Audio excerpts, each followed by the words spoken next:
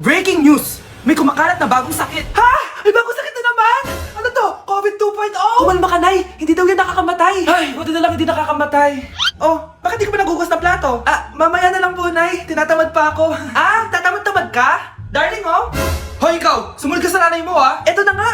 A few moments later. Nay, gala lang ako. Kasama ko yung tropa ko. Oh, tapos? Magiging ka sa akin ng pera? Uuwi ka ng gabi? Bawal! Nay naman eh! Darling, oh! Pagsabihan mo nga yung anak mo. Anak, huwag ka na tumuli dyan. Ang weird mo naman, Nay.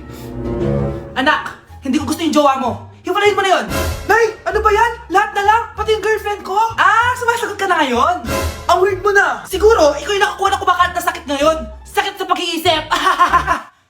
Tama na. Dok, bakit po kayo nandito? Lumalala na ang kondisyon mo. Ikaw ang isa sa mga nakakuha ng malalang sakit. Ha?